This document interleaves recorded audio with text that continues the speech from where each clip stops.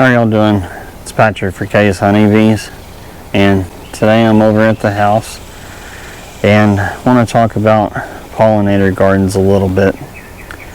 And I don't know how many of y'all know that my granny recently passed away. She was 94 years young. She lived a great life, and I made a pollinator garden in the backyard in memory of Granny. So here's a little stone. It says, "In loving memory of Granny, your memory will forever bloom."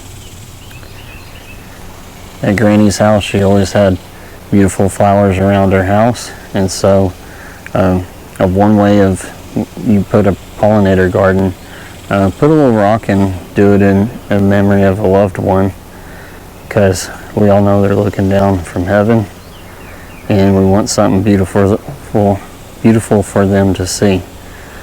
So I have this nice lantana over here.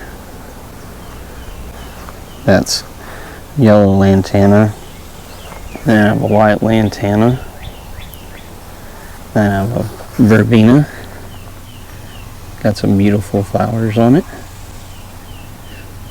And this is autumn sage with some red flowers. And then this is a red sage, or scarlet sage they call it. So it's in the same family as that one. And then over here we have a couple pentas.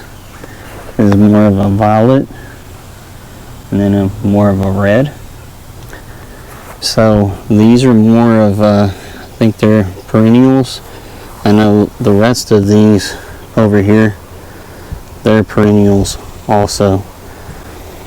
So basically you'll have on perennials, for instance, since these were just planted first year, they're going to sleep, so they're growing roots.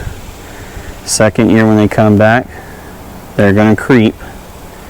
Then the third year, when they really mature, they're going to leap.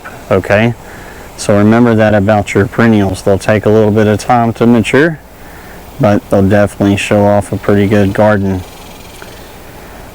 So leave me a comment below, like, subscribe, plant one in memory of a loved one. You'll appreciate it. Everybody will appreciate it too. So thank you. God bless.